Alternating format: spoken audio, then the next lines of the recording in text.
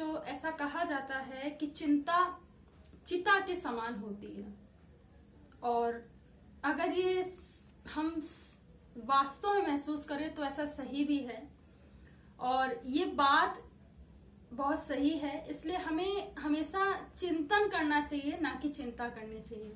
अब बहुत से लोगों को ये लग रहा होगा कि दोनों में अंतर क्या है। दोनों में बहुत अंतर है। चिंता बहुत सारी चीजों की जाती है, और जो चिंतन होता है वो हमेशा अच्छाई के लिए और आत्मचिंतन जिसे हम लोग कहते हैं, और एक आत्म सुधार के लिए होता है।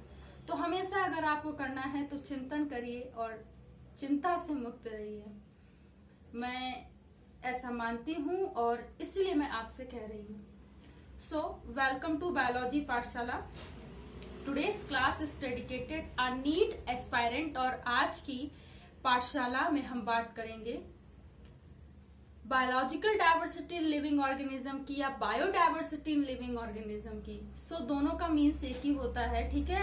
और आज हम इसमें नए बेसिक फाइलम को स्टार्ट करेंगे, डेट इज सिलेंट्रेटा या सिलेंट्रॉन।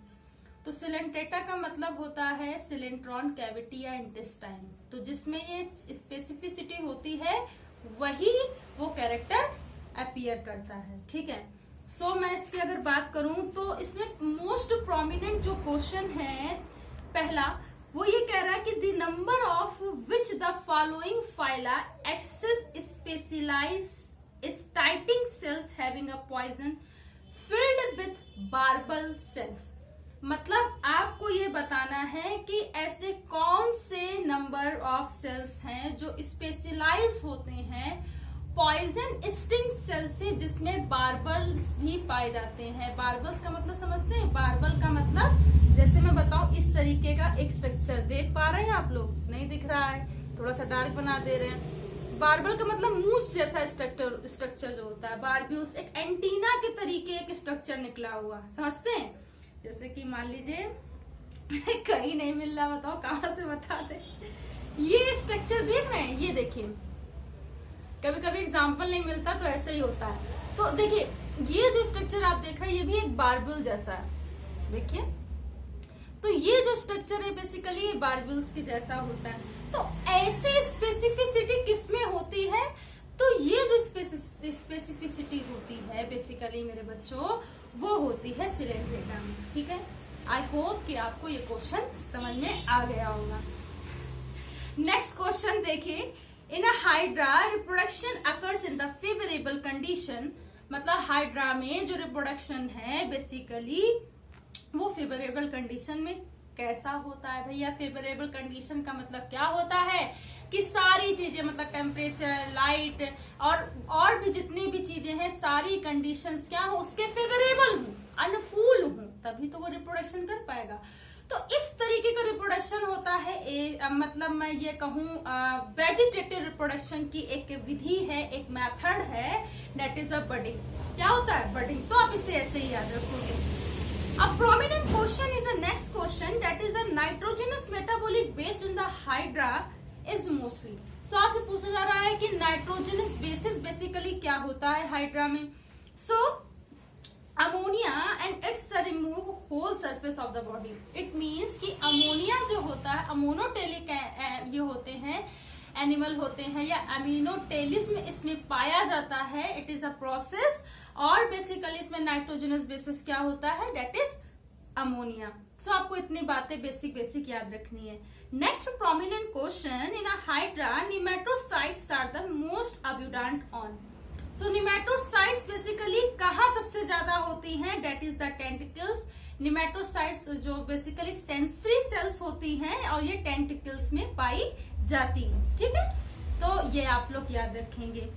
अब prominent question is next, the which of the following is not found in the hydra. कह रहा है कि इनमें से कौन नहीं पाया जाता। तो मैं ये बता दूं, इसमें नर्व सेल्स पाई जाती हैं, ठीक, नाइडोसाइट सेल्स होती हैं, इसमें एपिथेलियल मस्कुलर सेल्स भी इसमें होती हैं, लेकिन इसमें कोइनोसाइट सेल्स नहीं पाई जाती हैं। इसमें कोइनोसाइट सेल्स नहीं पाई जाती हैं, ठीक है। ठीक, आई थिंक मुझे चोट लग गई थी तो वही डिस्टर्ब कर रहा है थोड़ा सा।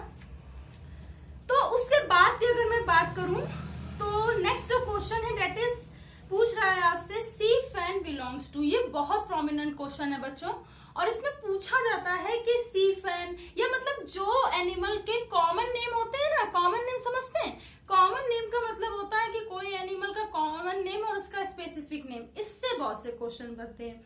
तो sea fan is belongs to a Coelenterata. Sea fan किससे होता है? सिलेंट्रेटा से बिलोंग करता है, आपको ये याद रखना है, ठीक है। Next prominent question, the nerve net of the hydra legs, मतलब नर्व सेल्स होती है या नेट होता है बेसिकली, मतलब मैं ये कहूँ कि मतलब यहाँ से पूरा नर्वस सिस्टम की स्टार्टिंग होती है एक तरीके से सिलेंट्रेटा से। तो कह रहा है कि नर्व नेट में हाइड्रा में क्या कमी होती, क्या लैक होता है, तो इसमें डेंड्राइट्स नहीं होते हैं। बहुत इंपॉर्टेंट क्वेश्चन है, डेंड्राइट्स इसमें नहीं होते हैं, इस बात को आप लोग याद रखेंगे, हमेशा याद रखेंगे, ठीक है, कि हाइड्रा में नर्व नेट पे डेंड्राइट्स नहीं होते हैं। इस तरीके के डीप क्वेश्चन पूछे जाते हैं। Next very question important, most prominent, very important question, the sea anemone belongs to the class of. So जो सी एनीमोन है बेसिकली वो कौन सी क्लास से बिलोंग करता है, आपको ये बताना है। सो ये एंथोजोआ जो क्लास होती है उससे बिलोंग करता है। किससे बिलोंग करेगा? एंथोजोआ से। कौन बिलोंग करता है? सी एनीमोन। कैसा होता है? एक्वेटिक हैबिटेट होता है, बेसिकली मेराइन। तो ये कुछ चीजें हैं, आप लोग इसे याद रखोगे, ठीक है, याद रखना बच्चों। नेक्स्ट क्वेश्चन है काइनेडोब्लास्ट ऑफ द हाइड्रा आर। तो इसमें क्या होती है? निडोब्लास्ट यानी कि जो सेल्स हैं वो हाइड्रा में कैसी होती है? सो सेंसरी, भाई जो इसमें सेंसरी सेल्स होती है बिल्कुल एज सेंसरी काम करती हैं। कॉम्प्लिकेटेड मतलब इसका कोई अप्रोप्रिएट फंक्शन या फिजियोलॉजी नहीं है इस तरीके से, ठीक है। एज ए सेंसरी एक माइन्यूट मतलब बहुत ही एक लिटरली वे में काम करती है। विद अ निमेटोसाइट ऑपरेटर, इसमें निमेटोसिस ऑपरेटर होता है, बिल्कुल सही बात है। तो ये जितने भी जो ट्रेड्स हैं इसमें सारे में ये सारी चीजें क्या और फिट बैठ रही हैं। तो ये क्या, ये सारी यानी कि सेंसरी भी होगा, कॉम्प्लिकेटेड भी होगा, और इसमें क्या पाया जाएगा? जो निमेटोसिस सेल्स है वो भी पाई जाएंगे, या निमेटोसिस ऑपरेटर्स भी होते हैं। सो ये ऑल ऑफ दीज होगा। नेक्स्ट को जो क्वेश्चन है मैं आपको बता दूं, nematoblast are form by. Nematoblast एक हालो लाइक एक कैविटी है, ठीक है, वो किससे मतलब फॉर्म होती है? तो वो बेसिकली इंटरस्टिशियल सेल्स होती हैं, इंटरस्टिशियल सेल्स होती हैं। तो interstitial cells in a Coelenterata is also known as a nematoblast. Blast का मतलब एक सर्कुलर हालो लाइक स्ट्रक्चर, वो इंटरस्टिशियल सेल से मिलकर बना होता है। उसके बाद नेक्स्ट क्वेश्चन है, which of the following is class exhibited the polymorphism. मतलब कौन से में पॉलीमॉर्फिज्म होता है, ठीक है। सो पॉलीमॉर्फिज्म का मतलब होता है कि अपने ही जैसे मतलब कई फॉर्म में एक ही जैसा, ठीक। मॉर्फिज्म मतलब मॉर्फोलॉजी या उसका एक रूप बनना, ठीक है, एक फॉर्म बनना, उसे बोलते हैं पॉलीमॉर्फिज्म। तो इसका आंसर है हाइड्रोजोआ। हाइड्रोजोआ बेसिकली आता है हाइड्रा, और हाइड्रा में इतनी रीजनरेशन जो कैपेसिटी होती है ना वो बहुत ज्यादा होती है। तो they have a higher grade of a regeneration capacity and they show the polymorphism, polymorphism को शो करते हैं, ठीक है।